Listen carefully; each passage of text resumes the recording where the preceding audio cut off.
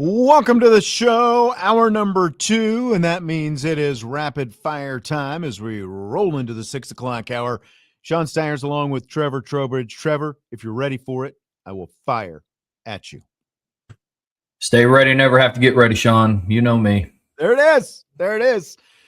All right, so we've got plenty to cover in rapid fire, I think, today. For starters, Notre Dame Athletic Director Pete Bevacqua, of course, is at the table with Power Four conference commissioners in the negotiations for another expansion of the college football playoff. We heard yesterday the report that Pete Bevacqua was behind the 2014 playoff or in favor of the 2014 playoff. Now, the Athletic has some of Bevacqua's first public comments on the subject. Of course, ACC athletic directors were at the ACC spring meetings in Florida this week. So here's what Bevacqua says about why he supports expanding the playoff to 24. Quote, I think in this day and age with what universities are investing in football, it's a very expensive sport. You need to give more teams hope. The way things are structured now, everything points to the CFP. It's a measure of success. It's important in the tenure of a coach. We've seen firings when teams aren't going to make it to the CFP. And my concern is that if more teams aren't given hope, that universities over the course of the next 5-10 years will say, hey, is this investment worth it? And I would hate to see a college football landscape where there's only a handful of teams that can really give it a legitimate go year after year after year. End quote from Pete Bevacqua. So, Trevor, what do you think of that argument? I don't love it, if I'm being honest. Some of it goes back to what my feelings are about the 2014 playoff in general. But it's not just coaches that don't make the CFP that get fired. I mean, when BYU didn't make the playoffs this past year, they didn't fire Kalani Sitake. But I did watch Penn State fire James Franklin after making the college football playoff semifinals. 3-3 start. Yeah, exactly. Less than a year after making the semifinals. Yeah. So I don't know if there's necessarily a direct correlation between that. I get the point that he's trying to make. And I suppose in a world where there's, we want everybody to be happy and we want everybody to be successful. It's like, yeah, I guess that's not sports though. Just say it. Just say it. Come on. Everyone gets a trophy, right? I just can't do the participation thing. I mean, Lincoln Riley is yet to make the playoffs at USC and he's not fired yet. I mean, and I feel like you're going to put teams in a position where now the goal is to just make the CFP. It's not to win it all. And again, I go back to me being a very traditional person of like the goal to play sports is to win it. That's always been my mindset though. Some people agree, some people disagree. Some people are like, I just like to play it. It's like, cool, well, I don't want you on my team, but I hope that you have fun. That's how I've always been. You know what I'm saying? So like, I get the angle that he's trying to come to, but like, that's always been me. I love it. I love it. That's the best explanation you probably could have given right there at the end. I understand the investment aspect of it, where he's saying, hey, is the investment worth it? Like that I get, like the literal dollar figures that teams have to invest to make sure that they're going to compete. Because again, like we're talking about rosters north of $30 million right now. Whereas just a little bit more than a year ago when Ohio State won it, eyes were all, bugging out about the, like the first $20 million roster, like that Ohio State had to keep that thing together to make their run for a national championship. And a year later, we're already bumping up 10, so it's like, when is the first $100 million roster in college football? How far? It doesn't feel like that's very far off at this point. I might set an over-under of 5.5 years the way we're trending right now. And it might be generous, like to even put it at that. So I get it from the financial aspect, that like the way things are trending right now, you have to spend a hell of a lot of money just to be competitive. And you want to give, all these programs incentive to be able to make those kind of investments. And, like when you're going out and you're sending out your development people and you're trying to raise all this money to put back into your program, I get that. but like the whole job security thing for coaches, like that's kind of, I think, my line of demarcation right there. It's like every coach who takes a job is in jeopardy of losing his job. And as you said, it's not just missing the playoff that does it, because, again, like Penn State was less than a year removed from being in like an interception and a field goal away from being in the national championship game. And James Franklin just got the axe a year later. We don't have to like James Franklin. Like, that's, the facts are just what they are, So that's like tying the job security of coaches to it. That's a little bit much to me. Yeah, agreed. Because then it's one of those conversations where it's like, okay, where do you draw the line then? Like, should we also go out of our way to make sure that each program now has the same recruiting resources and the same athletic facilities? Like, should Notre Dame go out of its way to make sure that San Diego State has the same workout facilities that they do because it's fair? Like, that's just part of sports. I mean, look at baseball. There's some teams that just have way deeper pockets than some others. Way deeper pockets. And that's just how it is. Yeah, exactly.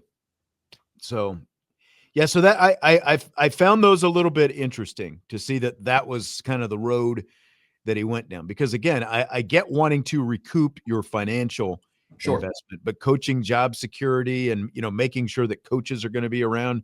Yeah, because I guess, again, like from an institutional standpoint, there is risk when you give these coaches their contracts. But hey, nobody made Alabama go out and give Kalen DeBoer that big extension, a year, like just a couple months after they got into the playoff. But all of his fans were, the Alabama fans were disgruntled after the fact. I was shocked that they made that decision. Like, we shouldn't see the playoffs expand just because some administrators can't keep themselves from making bad decisions. Yes, 100%. It's not up to the College Football Playoff Committee or the conference commissioners to decide what schools hire and fire their coaches. Right. Like that's not up to the College Football Playoff Committee. That is an in-house decision. I'm with you completely. Yeah. Okay, so probably the biggest argument against the 24 team playoff field is that it would devalue the regular season. At least that's kind of, been the resounding sentiment anyway. So Paul Finebaum was on ESPN's Get Up this morning, and he gave his take on the 24 team playoff field.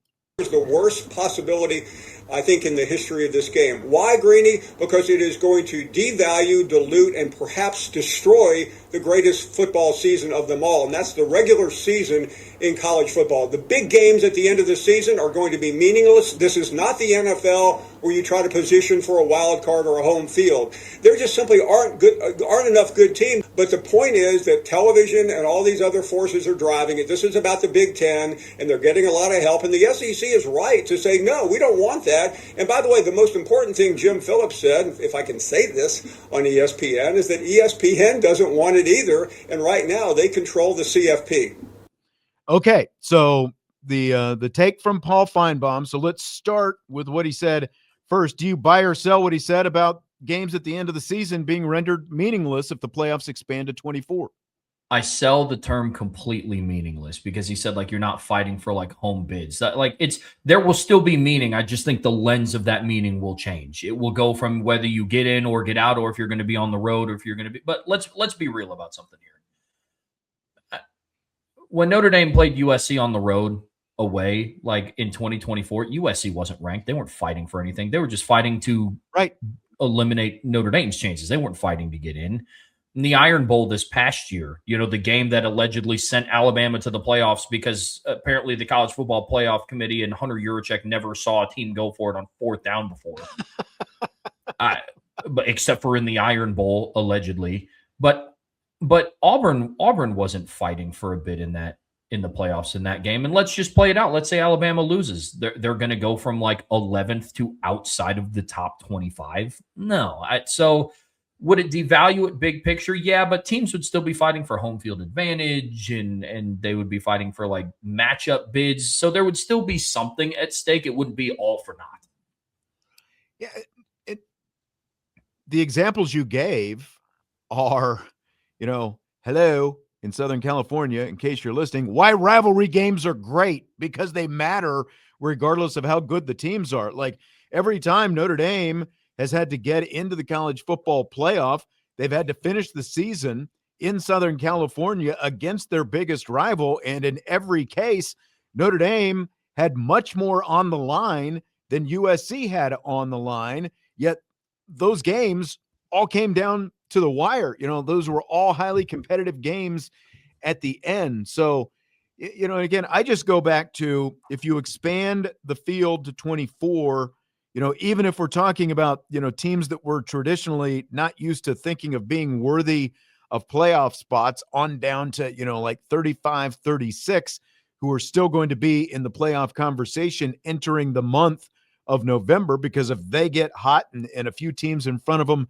tumble, you could see a big turnover. Like, look at how many, when they're doing the college football playoff rankings, look how many of those spots down there around, like 20 to 20, to 30 basically are turning over every week because you have a few losses. So I think that the regular season does not get devalued because you're going to have more games that become much more significant in the month of November, just because of the sheer fact that you are going to have so many teams, like it or not, who are going to have a shot at being in the playoff if they're able to close out the regular season in the month of November. And then you throw in what you talked about, rivalry games. Those also tend to take place in November, so like I don't think it gets devalued like the way a lot of people think it's going to be devalued. Yeah, I get that completely. So what about the part about ESPN not wanting it? I just want to give my take on this, and then I'll see if you agree or disagree. Like, I think that it's very interesting that Finebaum is talking about the fact that ESPN doesn't want it. Jim Phillips, in his comments with the ACC, talked about the fact that ESPN doesn't want it. They didn't give reasons why ESPN doesn't want playoff expansion, but I'll say what I think is the reason.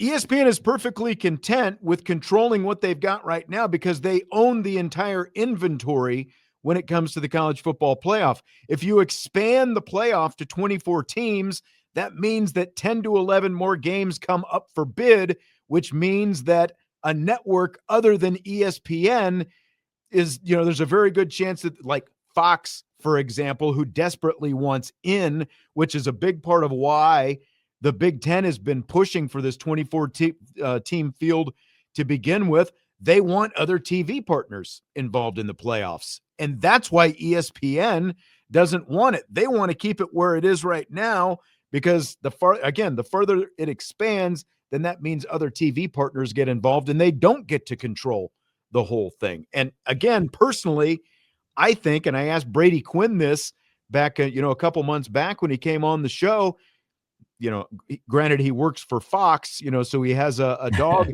in the race, but he said the same thing. I think it would be better for college football if you had other networks involved, just like you have with the NFL and other sports, where you have multiple networks involved in broadcasting the games so that it doesn't become so centralized in focus and all of the narrative then is coming out of ESPN.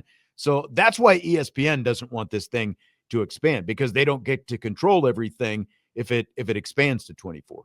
Yeah, I'm on board with that too. I think it's just because they want to continue monopolizing their hold on college football right now. I mean, even bowl season is predominantly on ESPN.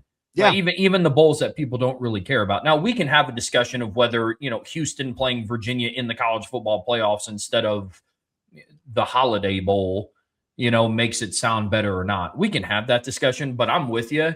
It's definitely because ESPN wants to continue monopolizing it the way that they have. Yeah, there's just no way around it, So, and, again, this is part of the sticking point right now. There's a couple of sticking points. One is if it goes to 24, part of the plan to go to 24, you've got to get rid of the conference championship games. If you get rid of the conference championship games, that means that the SEC loses its biggest bell cow, and that is the SEC championship game, which we talked about on yesterday's show, is valued somewhere between 80 million and 100 million a year. So the SEC, the reason they're the lone holdout right now is because they're not just going to give up a minimum of $80 million.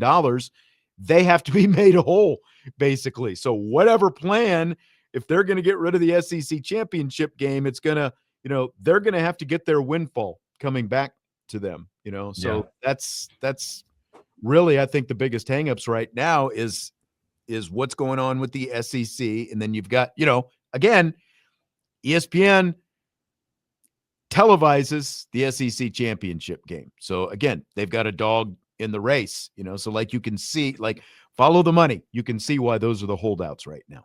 Yeah, 100%. Speaking of ESPN, Mike Greenberg, the host of Get Up, had some of his thoughts on this as well. They were, usually Greenberg kind of defers to, to the Finebaums, and he had Heather Dinich on there as well. He kind of opined on this a little bit after Finebaum was done talking, and here's what Mike Greenberg had to say. The idea that good teams, championship-worthy teams, get left out of the playoff is a good thing, not a bad thing. If you put every single team that might win the championship into the playoff, then to Paul's point, you might just as well not play the regular season to begin with. If we live in a world, Heather Dinich, we live in a world where Ohio State and Michigan rest their starters for that game at the end of the season because they've got the potential of 5 playoff games still sitting in front of them, then college football as we have known it ceases to exist. Okay, so a couple of different things there that Greenberg is talking about. Do you buy or sell what he said about leaving teams out of the playoff that might win the championship, that is a good thing? Like we just saw an example of Notre Dame. We all felt like a championship caliber team getting left out of the playoff. Is it good that your playoff pool is so selective that you were leaving out teams that could potentially win a championship? I'd be on board with that if the 12 teams that made the playoffs this year were all viable candidates to win it. Right. But Tulane was not going to win the national championship. James Madison was not going to win the national championship. Alabama certainly was not going to win the national championship this year. So I would understand that premise if it was just there were just 12 better teams in college football than Notre Dame and they were just 13th. Right. But that wasn't the case. There were 2 teams. The 2 group of 6 teams that got in were definitely not even as good as Notre Dame. They definitely weren't better. They had zero chance to actually win a championship. And then as we said, there's a lot of people. There are people anyway nationally who do think that Notre Dame was more deserving than Alabama, but that's not the way. Again, I think we all look at this, conspiracy, that ESPN and Nick Saban, that there was a lot of sway there from how that worked out, when the fact that Alabama did not drop at all after losing the way they did in the SEC championship game. Yeah, it's not even dropped. They moved up. They lost by 21 points and moved up in the rankings. It wasn't that they just kept him at 10. They moved him to 9th. Right. Look, is this me staking my claim that Notre Dame would have entered last year's playoff and beaten Indiana? No, it's not. I don't know if they would have done that. I will bet every dollar that I will ever own for the rest of my life that Notre Dame wouldn't have lost that game by 35. I bet every dollar that I will ever make ever again that Notre Dame doesn't lose in the Rose Bowl by 35. It's not me saying that they were going to win or win by 35. I just don't. They missed the playoffs last year by 4 points. I got nothing on that one, man. And I get the fact that, like, most people don't necessarily want college football to resemble the NFL, especially when it comes to postseason. But when you look at every professional sport, no one is making that kind of argument that Greenberg was just making. Like, Greenberg covers the NFL on a daily basis. Like, they will lead, Get Up and whatever other show on ESPN with the NFL as much as possible. Like, no one is making the argument that in the NFL or Major League Baseball or the NBA or the NHL that you should leave out worthy, teams, worthy of winning championships should be left out of the playoffs. And the number of teams in each of those professional sports is what? Like, not even, like, it's much smaller than we're talking about in college football. The pool of college, FBS college football teams compared to the NFL is much greater. We're talking about 4 times as many teams in college football, yet we're talking about it's good to leave out teams that might be worthy of winning a championship because that means you're making it more selective. No one's having that argument in professional sports, so I don't understand why you would want to try to apply that kind of logic to college football. I got nothing on that. That to be different, to make it sound like you're saying something profound when it's just like, what are you saying? It's Right. good to not have championship teams compete for the championship? Okay. To each their own, I guess. I guess if you'd rather watch Tulane lose by 31 points to Ole Miss, what are we talking about here? Right. And now last year was obviously just a weird set of circumstances and a loophole that got James Madison in and left Notre Dame out. We can all agree, and they have tweaked the system, the selection since then, but that doesn't do Notre Dame any good. It didn't do Florida State any good a few years back when they were undefeated and got left out of a 4-team college football playoff. But yeah, I think that is an odd way, to try to justify the point that you're making. What do you think about the other thing, though? Do you think that college teams would actually rest their players at the end of the season in an expanded 24-team field, knowing that they're going to be in the playoffs? Personally, I don't, because the thing that sets college sports aside from the NFL is, and this isn't me taking a shot at the NFL, but it's like the pride that you play with. I don't think Ohio State or Michigan players would sit out of the game because they have 5 playoff games coming up. It's different in the NFL when it's like, dude, we are a lock for the playoffs. We have a bye. We just played 16 games. We have to play 3 to 4 more. I'm not playing in this game where the outcome doesn't matter. But at the college level, it does matter. Like, you are playing for pride. You have your school's backing. There's a reason why in the NFL, they will ask NFL players about, hey, who do you got this weekend, Ohio State or Michigan? And be like, oh, dude, go Bucks. I'm an Ohio State alum. They still care about it at that level. So no, I don't see college players sitting out of big games like that because in my opinion, they would have done that already. Right. What was to stop Ohio State from sitting their players 2 years ago when they played Michigan in 100%. They lost that game and still hosted in the playoffs. Right. Or the Big Ten championship, because they're seeding on the line. And then, again, and I think first and foremost, they're seeding on the line. So, even though you might be the number 2 ranked team in the nation, as an example, if you're going to sit your players, you could fall all the way to the 7th or 8th seed. And then your line in the bracket looks a heck of a lot different if you're going to sit players and do that. And we are talking about, by and large, those last couple of weeks of the season, we're talking about rivalry games, where there is, also more on the line than just the outcome of a game or seeding. You're talking about games where things just like we were talking about with USC a little bit ago. They gave Notre Dame everything they wanted in those games when Notre Dame had much more to risk and much more on the line in terms of their ultimate outcome. Yeah, without a doubt. I mean, and I go back to, we would have seen it already. With the 12-team playoff, they've shown that they've devalued conference championship games. Look at 2024. Yeah. Clemson and SMU played in it. Obviously, one of them won and the other one lost. They both made the playoffs. Last year, Alabama lost with their starters in by 21 points and moved up a spot in the rankings. If they were going to sit players, they would have sat them. I agree. I completely agree. There have been plenty of opportunities for that to happen already. And I think that ultimately, the other side of this is you're not going to be hearing about player opt-outs and team opt-outs, for that matter, in an expanded field.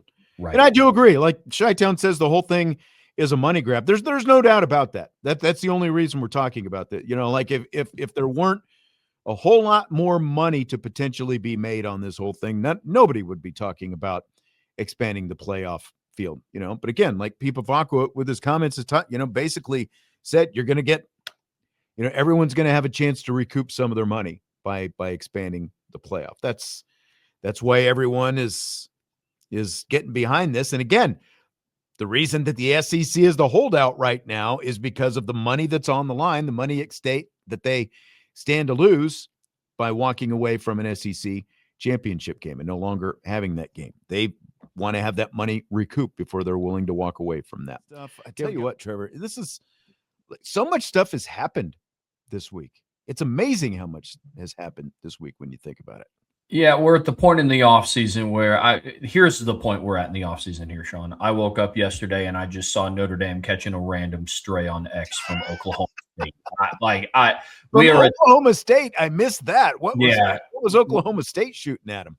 I was just talking about how they're like undefeated against Notre Dame in program history because they've played it once. But it was just one of those where it's like, it was not on my bingo card to see, but I mean, you got like the Big 12 going back and forth about whose uniform is better. Lane Kiffin's calling people racist. USC and Notre Dame are just lobbing grenades at each other. We're at the point in the offseason where like everybody's ready for football to be back, but we're far enough away that it seems forever away. Yeah, and that's why, for second week in May, this has been like for us doing content every day, this has been a pretty nice week, I have to say. Especially when you throw in the fact that Notre Dame's already got 2 commits and might get another one tomorrow this week. Like, that's gold, baby. That's gold. Yeah, it makes our jobs a heck of a lot easier. That is for sure. It does. And it makes everybody happy. So, all right, speaking of Notre Dame, fill in the blank. Pete Bevacqua's counter to the idea that the regular season would be devalued if the playoffs expand to 24 teams is that expanding the playoffs gives other Power 4 teams incentive to keep scheduling marquee games, and being able to keep scheduling marquee games against other Power 4 opponents is key to Notre Dame being able to remain independent going forward. That is blank. One word, I will say flawed. It doesn't have to be one word. Yeah, it could be whatever. Yeah, I will say flawed. I understand the logic that he's coming from of like it gives people the opportunity to schedule more marquee games. Here's why it's flawed. You're assuming that teams will. Not even just with Notre Dame. It's like we're already seeing like with the expanded playoffs, teams moving to schedule easier out of conference games. Now, I don't think Notre Dame individually is going to have issues scheduling with opponents. Like we've seen that already. I mean, they're scheduling home and homes with Auburn. We're coming up on the time of the season where like if there are going to be schedule announcements, that'll happen here soon. But I mean, that Pete Bevacqua's logic is assuming that other schools like an Indiana, like a Penn State, are going to continue to schedule those marquee games because it's one of those where it's like back up now. Because Indiana has not scheduled okay, granted, Indiana and Notre Dame are on the schedule in a few years. That was pre-Signetti, pre-college football playoff, before anything happened. I still have doubts as to whether those games are actually going to take place based on Indiana's current scheduling philosophy, but I get the gist of what you're saying. Oh, yeah, no, I'm with you. That's maybe I worded it wrong. That's what I'm saying. Like, that's assuming that, like, with this expanded playoffs, that's going to give programs like Indiana, it's like, you know what? Instead of scheduling Indiana State, the Greenwood Fire Department, and Trevor Trowbridge's flag football team from college in our non-conference, let's go schedule and fulfill our game with Notre Dame. I just think that's why the logic is flawed. Like one of two things would have to give. Either conferences stop requiring you to have to play 9 in-conference games to open up that freedom, but I don't think an expanded playoffs would lead to more marquee matchups. I mean, it would in conference in theory, I guess, but that's where I'm at. Does it guarantee that other teams will schedule more marquee matchups? Absolutely not.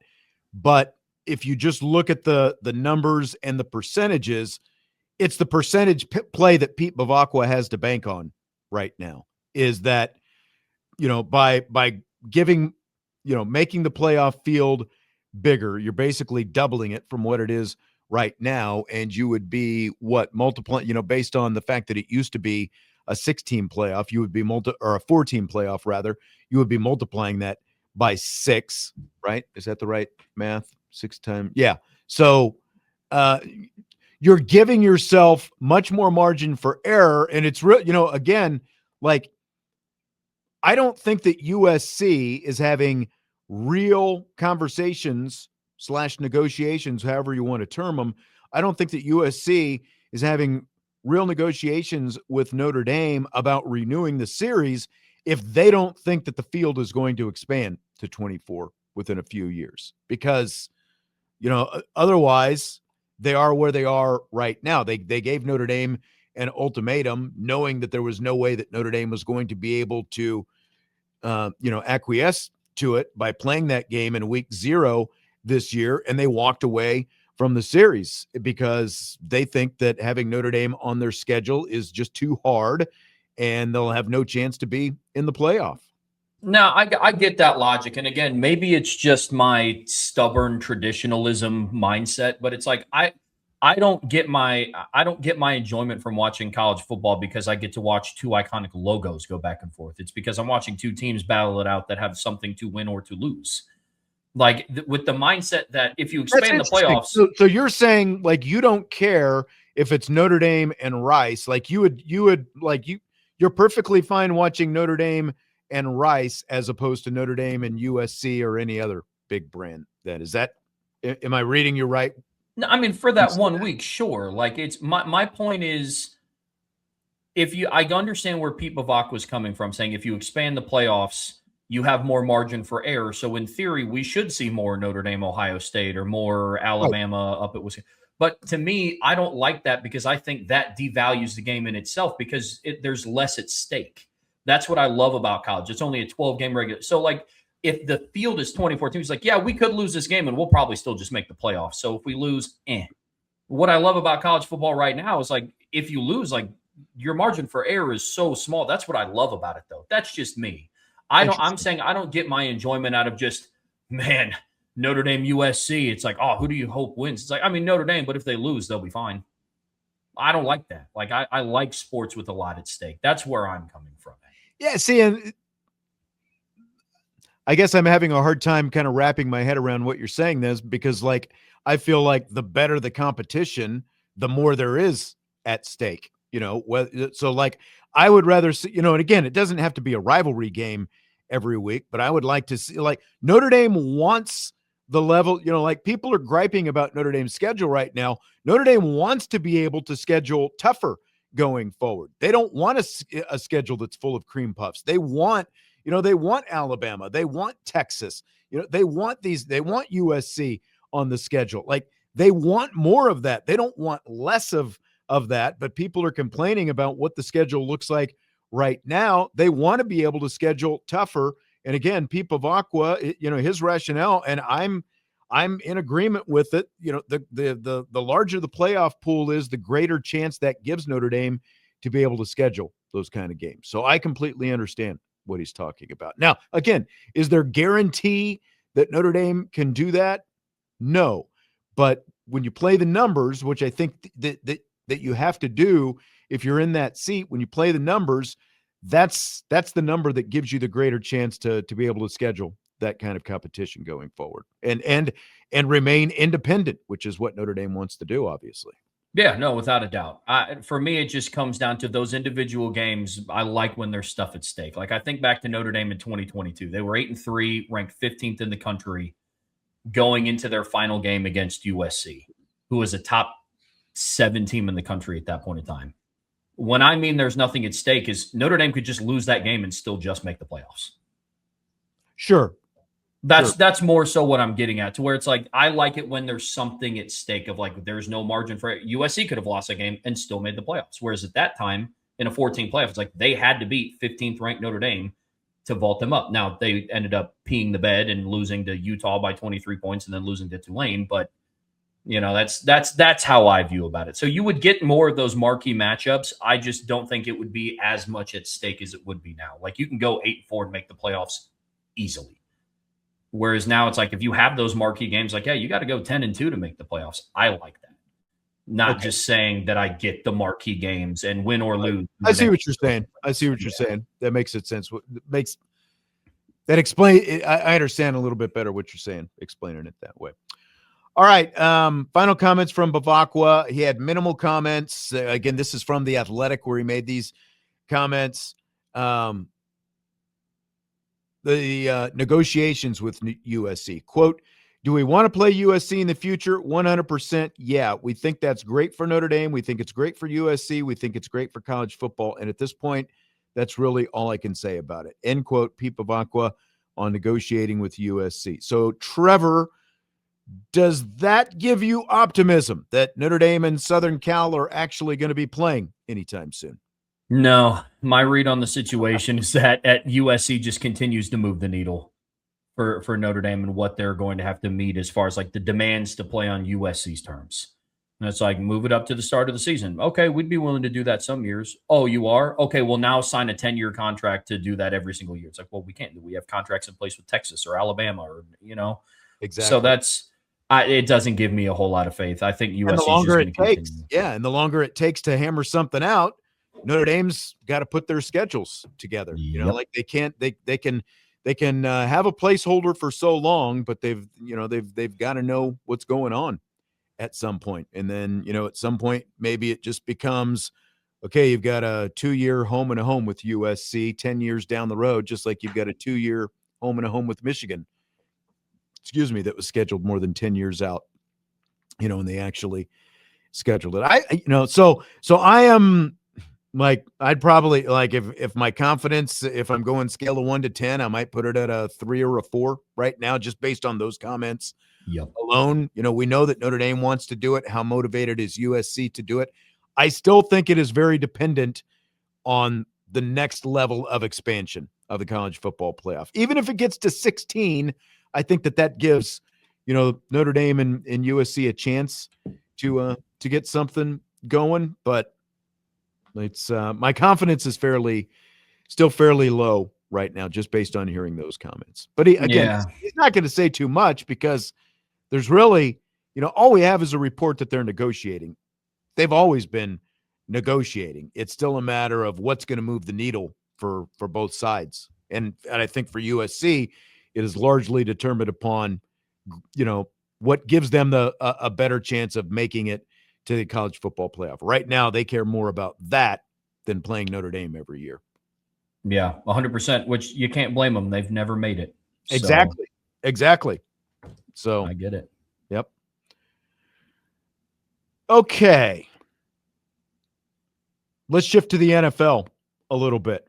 Colts and Commanders are going to play one of the international games in London in October. Lions and Patriots are going to play in Munich. So this year's NFL international games are going to be played in Melbourne, Australia. Hang on just a second. Something just popped up on my screen here. Melbourne, Australia, Rio de Janeiro, Brazil, London, England, Munich, Germany, Madrid, Spain, and Mexico City, obviously, in Mexico. And for the first time ever, Paris, France.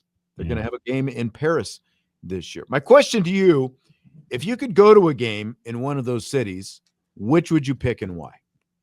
Any one of them except for Melbourne, Australia, because I'm not doing the bugs out there, dude. I would pass. Hard pass. I didn't realize bugs were such an issue in Melbourne. Have you ever been there, or like it's just something that you've heard about? No, unfortunately, I'm not a very well-traveled person, so there could be 0 bugs in Melbourne, Australia. I just heard the Australia part, and I know that they got spiders the size of my laptop. They got mosquitoes the size of a cat. Like, nah, dude.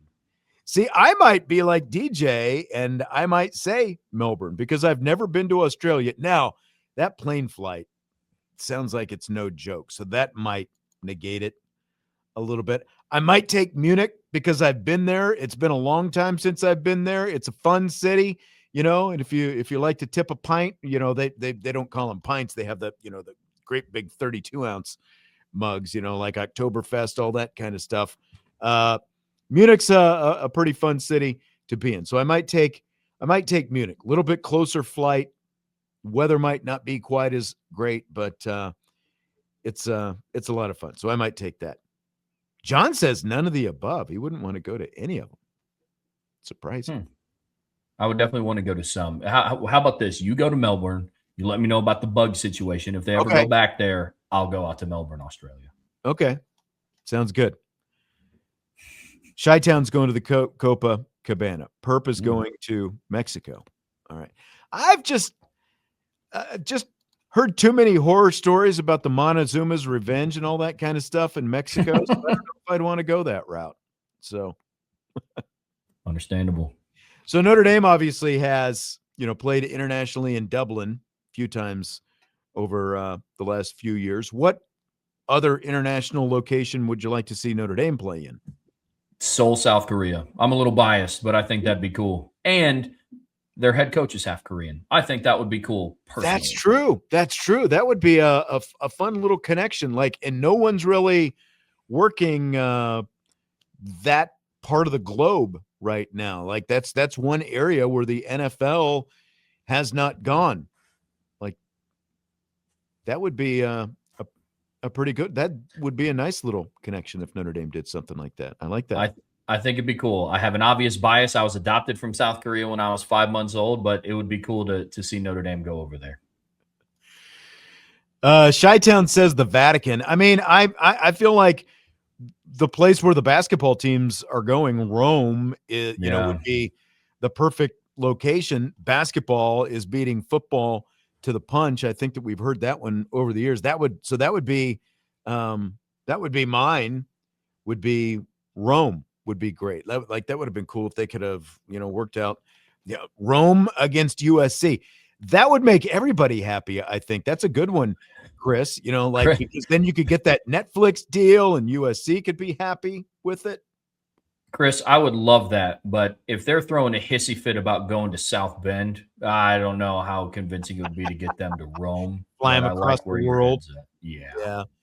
Perp says Vegas. We said international. Notre Dame has played in Vegas already. Do we need more of that? Like everything is going to Vegas. The Super Bowl is going to be in Vegas next year. WrestleMania in back-to-back years was in Las Vegas. Was it? I didn't realize that. Bitten by the party animal says, good city to be in or pee in? Well, you got to do both if you're drinking the beer. So there's that. All right, that's going to do it for tonight. Trevor, appreciate you stopping in and filling in. I felt like we had a pretty good night tonight. I appreciate it.